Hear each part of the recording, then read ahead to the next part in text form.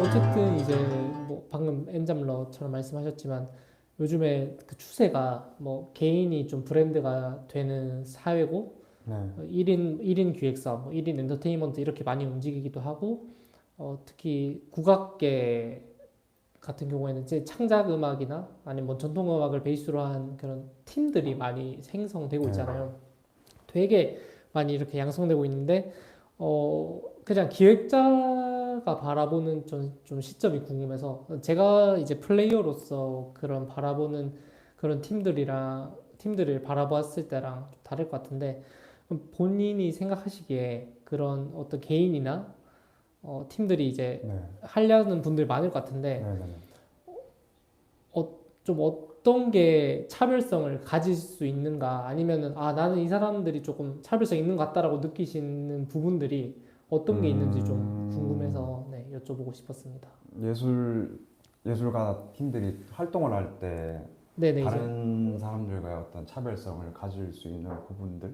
네 아니면 뭐 아, 이제 뭐 지금 활동하는 분들이어도 되고 아니면 네. 이제 새로 생성되는 분들이 만약에 뭐 조언을 음, 구했을 때 뭐, 내가 바라보는 지금 뭐 어떤 국악계에서 이런 팀들이 조금 더 뭐 잘 먹힐 것 같다? 약간 쉽게 아, 설명하면 네네네. 네, 네. 본인이 생각하시는 그런 지점들이 있으실 것 음, 같아서 그, 근데 그것도, 개인적으로는, 아까 뭐 이렇게 얘기한 거랑 비슷한데, 그러니까 뭐 지금 창작 활동 많이 하시잖아요. 창작 국악, 네. 뭐 창작 작품, 뭐 실내악이 됐든 뭐 관현악이 됐든 많이 하시는데, 나올 건 다 나왔다. 나오구나 나왔다. 나올 건 다 나왔고, 그 뭐 새롭게 신곡을 만들었다 하는 것도 어 뭐 적절한 표현은 아닌데 대안책이 많죠. 그러니까 음, 굳이 뭐 예를 들어서 제가 뭐 곡을 만들어서 이걸 뭐 따끈따끈한 신곡이다라고 이렇게 시장에 제시를 했었을 때 그 곡 아니더라도 이렇게 그 곡을 대체할 수 있는 그런 작품들이 음, 그러니까 너무 많아요. 그게 무슨 말이냐면 아까처럼 이렇게 한 길을 너무 막 우르르 달려가고 있다 보니까 초연곡들도 어디선가 들어본 듯한 음, 느낌을 가진 그런 창작 국악곡들이 많고 그거를 쉽게 얘기하면은 그냥 공장 제품 같은 느낌이 드는 거죠. 요즘에 국악곡들은.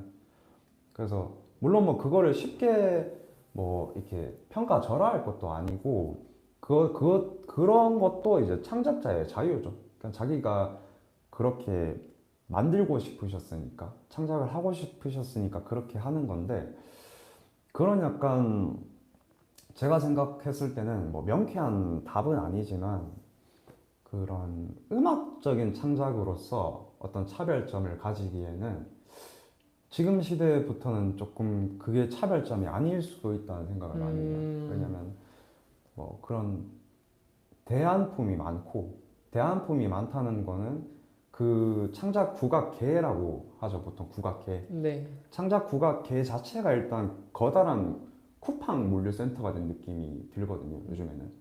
그러니까 쿠팡 센터 안에서 뭔가 새로운 작품을 만들어도 그냥 다른 쿠팡 물품들이 너무 많은 거죠. 음, 대안품들이.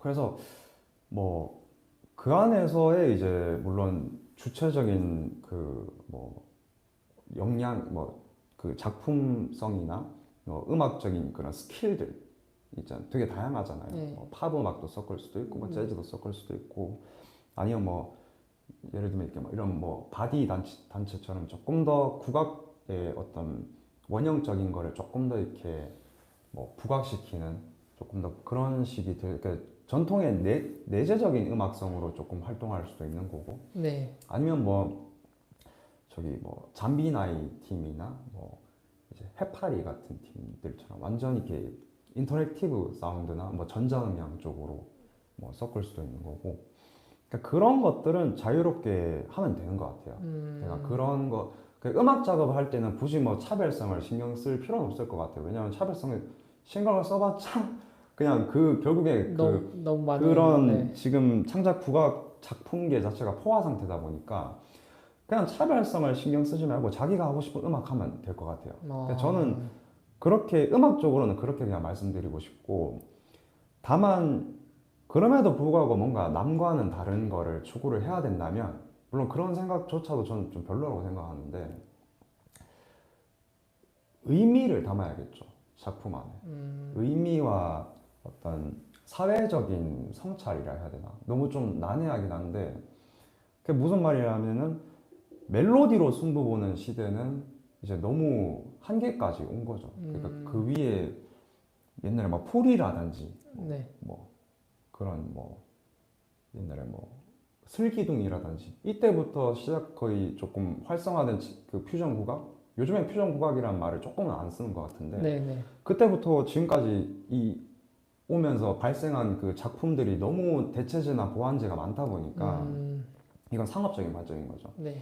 그렇다 보니까 멜로디로 승부를 보기보다는 얼마나 그 작품 안에 어떤 예를 들면은 사회에 대한 뭐 나만의 의견? 그게 뭐 비판 의식이 될 수도 있고 뭐 칭찬이 될 수도 있고 아니면 인간에 대한 뭐 존엄성을 다룬다든지 어떤 뭐 어떤 그 전통 우리 한국 전통 문화의 특징이 그거잖아요. 공동체 의식. 네. 그러니까 서로 나누고 뭐 구전심수 이런 것도 뭐 다 우리 전통 문화의 특징인데 그런 공동체 의식을 조금 회복한다는 의미를 뭐 작품에 담는다든지 그러니까 그런 의미를 얼마나 통찰력 있는 의미를 작품에 담느냐 그게 저는 그 차별점을 굳이 만들 수 있는 최선의 방법이지 않나 그런 생각을 해요. 왜냐하면 그게 오히려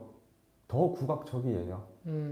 옛날에는 뭐 판소리도 작곡가가 누군지 알 수 없잖아요. 네. 아마 잘은 몰라도 누군가가 익명의 누군가가 만든 거를 이 마을 사람들이나 그때 당시에 살던 사람들이 이렇게 살을 붙이고 해서 지금의 뭐 판소리 5바탕이 만들어졌다고 생각하거든요. 그거 자체가 어떤 그 공동의 창작인 거죠.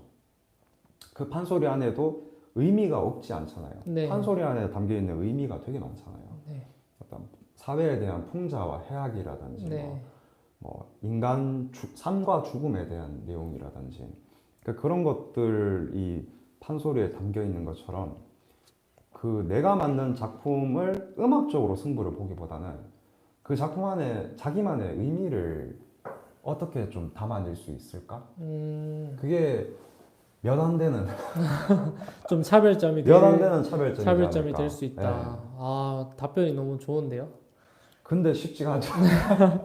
그러니까 예. 약간 어찌 보면 유튜브 같은 거네요. 그러니까 지금 유튜브도 콘텐츠가 되게 많지만 네. 그 하나의 콘텐츠에 굉장히 많은 다른 여러 유튜버들이 존재하잖아요. 그렇죠. 뭐 그냥 예를 들어서 브이로그나 먹방 네. 같은 걸 네. 봤을 때 네.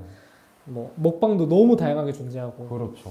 근데 이제 뭐 거기서 이제 성공 기도를 달리려면 뭐 본인만의 어떤 특정한 색깔이 필요한 부분인데 그런 그렇죠. 특정한 색깔이 이주영 선생님 바라보셨을 때는 조금 더 오히려 반대로 돌아가서 네. 오히려 국악의 좀 본질적인 부분을 담아내는 것이 네. 오히려 되게 바보스러운 얘기지만 오히려 그게 좀 더 차별성이 될 수 있다. 오히려 좀 더 국악적인 것이 그런 시대인 것 같아요. 오히려 좀 그러니까, 다시 돌아가는. 네네. 예.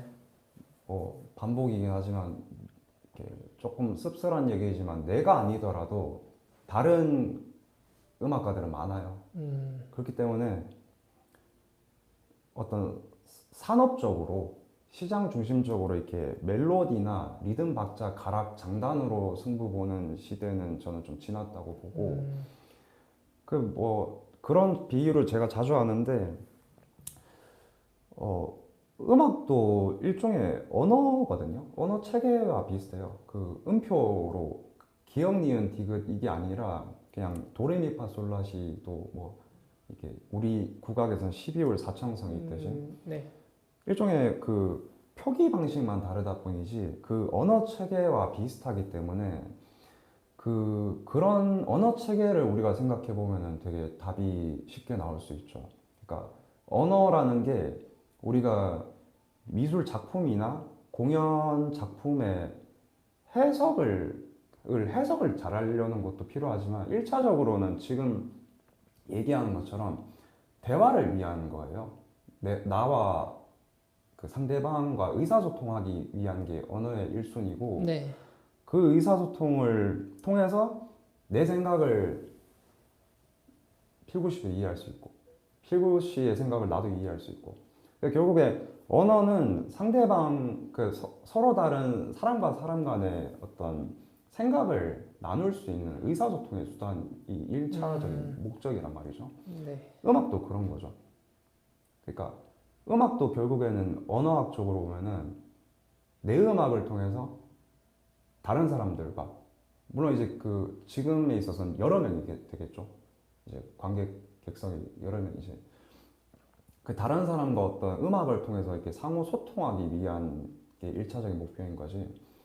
뭐 이 음악을 통해서 뭐 남을 설득하거나 뭐 되게 추상적인 작품 해설을 뭐 잘 표현한다거나 이런 것도 필요는 하지만 저는 부차적인 부분이라고 생각하고 내 작품을 어떻게 타인들이 공감을 할 수 있게 할까? 할 수 있을까? 이거에 대한 고민에서부터 저는 조금 자기 개인이 됐든 예술 단체가 됐든 어떤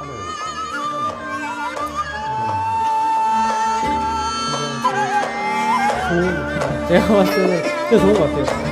왜냐면